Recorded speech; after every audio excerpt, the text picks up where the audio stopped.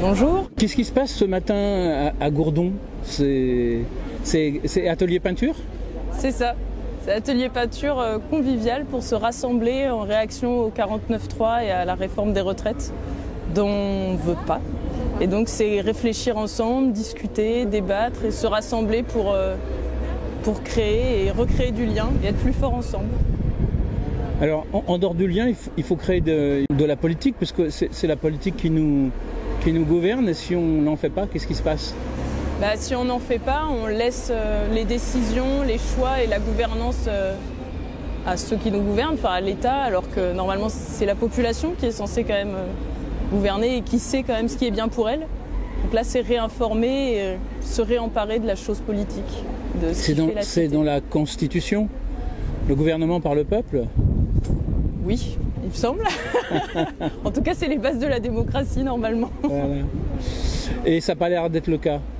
Non, pas du tout, et surtout le 49.3, parce que certes, c'est dans la Constitution, mais pour autant, c'est pas vraiment démocratique. Ouais. Et là, en l'occurrence, il y a quand même une majorité de la population qui ne voulait pas de cette réforme, et le fait qu'ils la passent quand même, ça prouve qu'ils ne sont pas vraiment à l'écoute des besoins de ceux qui gouvernent. Alors, en dehors du fait que ça soit un article sur les retraites, est-ce que ce système ne peut pas se généraliser à tout? Si, complètement. Si, on voit bien qu'il faudrait qu'on revienne à des plus petites échelles, qu'on écoute plus les besoins des populations et voilà, plus à un niveau municipal déjà et être plus adapté plutôt que globalisé toujours, et du coup que ça crée des inégalités de plus en plus grandes. Et des intérêts cumulés? Et des intérêts communs aussi, plutôt que les intérêts. Là, du coup, c'est un groupe de personnes qui dirigent, qui sont quand même un groupe assez privilégié et qui, du coup, servent leurs propres intérêts plutôt que les intérêts du collectif et les intérêts des classes les plus populaires et voilà, de la population en général, quoi. Mais là, si vous êtes réunis, c'est l'impression que ça me donne. Est-ce que c'est uniquement que pour le problème de la retraite? Non, je pense que c'est pour la réappropriation de la chose politique en général, de remettre la politique au cœur de la cité et au cœur de l'intérêt des gens, qui comprennent que sans eux, en fait, ça peut pas servir leurs intérêts si eux-mêmes ne s'y investissent pas. Et du coup, là, c'est la remettre dans la cité et refaire quelque chose dont on peut discuter à taille humaine et voilà, et voir comment on se la réapproprie. Si c'est un début. D'accord. Et ça nécessite un minimum de structure quand même? Ou d'organisation plutôt? Je pense, oui. Après, je ne sais pas trop lesquelles encore, je ne sais pas comment. Je pense qu'il y a plein de manières différentes. Je pense que ça nécessite quand même une organisation de comment on laisse la place à tout le monde, comment on écoute tout le monde, comment on se rassemble en respectant aussi tout le monde. Voilà. Et je pense que c'est des formes à réinventer aussi, quoi. Et bien oui, c'est comment ceux qui ont la connaissance un peu plus poussée de la politique puissent la transmettre aux autres. Moi, par exemple, je ne suis pas spécialement calée, je suis volontaire et je pense que j'ai des idéaux aussi. Après, pour autant, je ne suis pas une professionnelle de la politique et donc ça m'intéresse de rencontrer des gens qui sont peut-être plus au fait, qui sont plus pointus là-dessus. Mais pour autant, du coup, c'est complémentaire entre les gens qui ont de l'énergie, d'autres qui ont la connaissance, ceux qui sont intéressés, ceux qui se questionnent. C'est comment on fait se rencontrer tous ces gens-là pour avancer ensemble et voilà, créer une unité. Et quand on arrive comme ça, j'allais dire tout frais, on bouscule un certain nombre d'idées, de techniques ou de manières ou de façons préconçues. On réinvente, après des fois ça fonctionne, des fois ça fonctionne pas, on essaye en tout cas. D'accord. Donc aujourd'hui c'est atelier peinture? C'est ça, c'est atelier banderole et c'est comment on discute ensemble des slogans, de ce qu'on voudrait, et en discutant ensemble, on l'inscrit sur les banderoles et ensuite on ira les porter ensemble. Du coup, plutôt que chacun soit tout seul avec son panneau pendant la manifestation, on les portera tous ensemble et il y aura vraiment un collectif qui sera créé finalement, et du coup c'est comment on porte ça collectivement plutôt qu'en tant qu'individu. D'accord. Donc là, c'est le préambule d'un collectif local? Oui, je pense, de gens qui se rencontrent et qui se disent « Ah c'est bon, je suis pas tout seul » et en fait il y a d'autres gens intéressés là-dedans et peut-être qu'il y aura des suites, je sais pas, on verra. Vous avez une liste pour l'émargement, pour vous recontacter? Non, c'est vrai que ça peut être une idée. Parce qu'après, il faut communiquer quand même.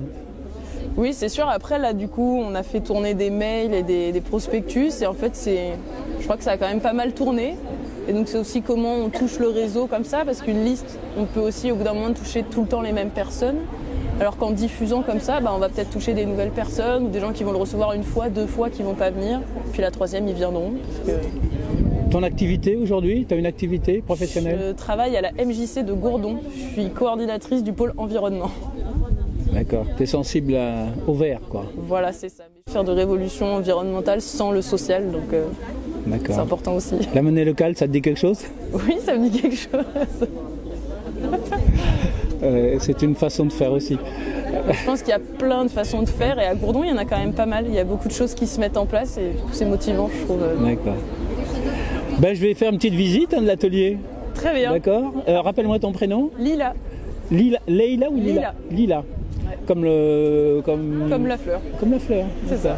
Ah, non, c'est pas encore la période, si, bientôt. Non, bientôt. C'est en Bourgeon. Merci beaucoup. Avec plaisir. Notre motivation et nos convictions.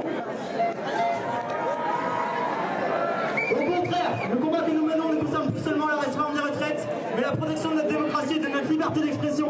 Car il n'est pas normal que dans une démocratie, le gouvernement n'agisse pas pour le peuple. Car il n'est pas normal que dans une démocratie, les forces de l'ordre se permettent de tabasser des manifestants. Car il n'est pas normal qu'on interdise le seul moyen d'expression disponible pour la jeunesse. Il est plus que temps de nous rassembler et de lutter contre un gouvernement qui a définitivement fait le choix d'agir pour lui plus que pour son peuple.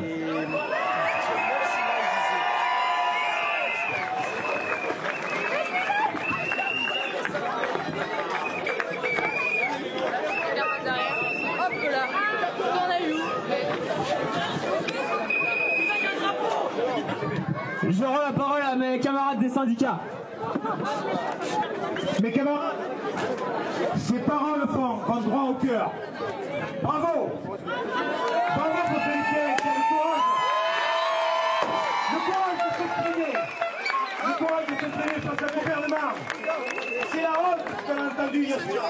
C'est la honte. Macron, casse-toi. Voilà ce que je dis. Parmi la foule, je vois des artisans, des commerçants qui sont là, qui soutiennent cette manifestation. Bravo. Il y a du monde qui nous attend au rond-point de Madrasès, au rond-point du Leclerc. Donc nous allons partir en cortège et on va faire du bruit.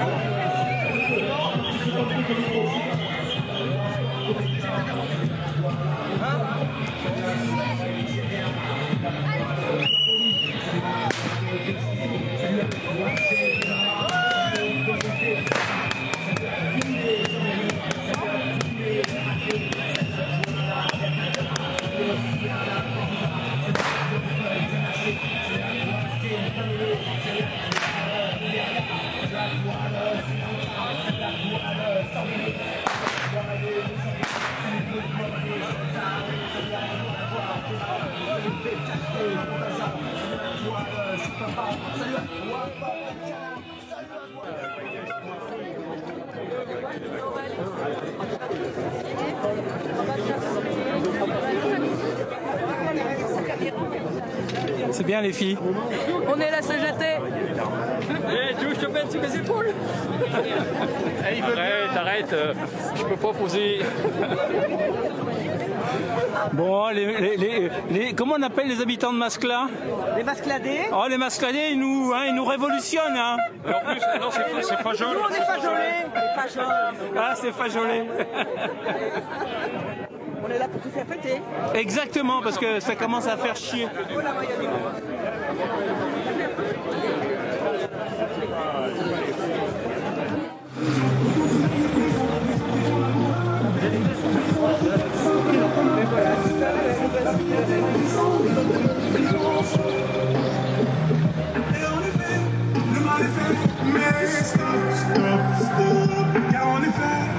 On est à un rond-point ici, à Sarlat.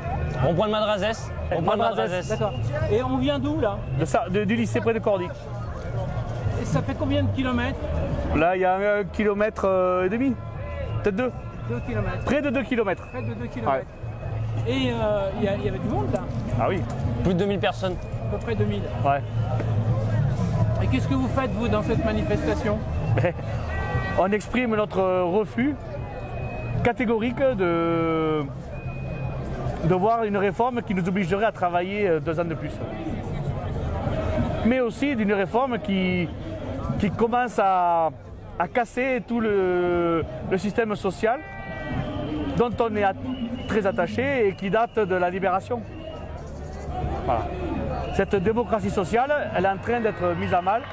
Par ce président et ce gouvernement. Oui, ça fait plusieurs mois, voire plusieurs années que ce système, dont le monde entier nous envie, est attaqué, oui, par la pression libérale, par une idéologie mondialiste et mondialisée, qui veut que ceux qui ont du capital s'en sortent au détriment de ceux qui n'en ont pas. Voilà. Un système économique qui regarde les chiffres mais pas le bien-être des gens, quoi. Alors vous, le bien-être, ça vous intéresse dans votre métier? Oui, dans mon métier, oui, je suis enseignant. Donc on est attaché au bien-être de nos élèves parce qu'une société heureuse, c'est une société épanouie et donc qui est le meilleur rempart contre les violences et les extrémismes. Et est-ce que en tant qu'enseignant, vous avez le droit de faire passer une opinion de ce genre? J'ai un droit moral, mais je suis agent de la République et de ce fait, je respecte la neutralité et je combats tous les prosélytismes. Donc, enseigner aux jeunes une société d'avenir, c'est enseigner aux jeunes des valeurs de notre République. C'est ce pourquoi je me suis engagé dans l'éducation nationale.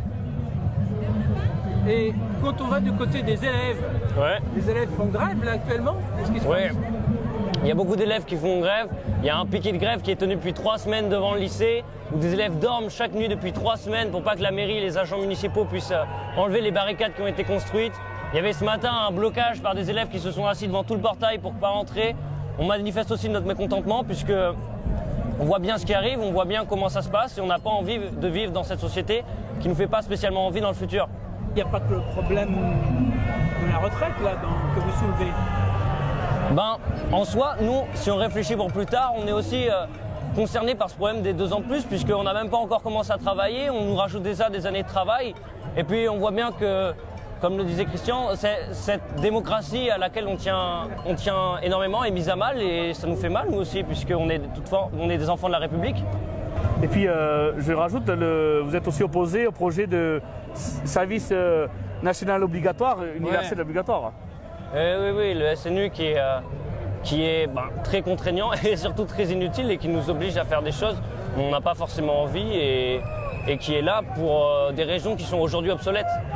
Ce service national, il consisterait en quoi? Il consiste à faire une journée obligatoire dans un organisme national pour apprendre, comme l'armée par exemple, pour apprendre comment ça se déroule, une sorte d'ancien service militaire mais qui est déguisé aujourd'hui et sans lequel, par exemple, sans l'avoir fait, on ne peut pas avoir accès au permis, on ne peut pas avoir accès au bac en théorie. En fait, c'est une obligation avec des mesures coercitives, alors que, soi-disant pour développer l'engagement des jeunes, mais l'engagement se fait de manière volontaire et avec une implication. Et c'est un ballon d'essai, ça, peut-être, pour envoyer des jeunes sans salaire dans les entreprises? Je ne sais pas si ça va jusque-là, mais je ne pense pas que le SNU soit fait pour ça. Je ne crois pas, parce que souvent, c'est dans des associations, des choses comme ça. Mais c'est une réponse vite cousue, à mes yeux, vite faite, vite construite, pour satisfaire une certaine partie de l'électorat, je pense. mais visiblement pas les jeunes. Ouais. Ben, les jeunes, ils sont déjà tracassés par Parcoursup, par l'après-bac, ils sont tracassés par le devenir de la planète. Voilà. Et on a un petit peu autre chose à faire que faire une journée pour les vieux au pouvoir, quoi. Vous avez quelque chose qui vous tient à cœur à dire? Ben non, quand on voit ça, quand on voit ce monde, ce peuple, comme tu disais, vas-y. Ben, il n'y a plus rien à dire, tout simplement, il n'y a qu'à regarder et puis on voit qu'on n'est pas les seuls à pas être contents, qu'on n'est pas les seuls à avoir un message à passer et que le peuple est dans la rue. Voilà. C'est un encouragement, ça, à continuer? Bien sûr que c'est un encouragement à continuer et on n'est pas prêt de s'arrêter et puis ça va continuer jusqu'à ce que ça change. Et puis il le voit bien, personne n'est content et il faut que ça change de toute façon. Personne n'est content et il faut que ça change de toute façon. Il faut que ça change de toute façon. Il faut que ça change.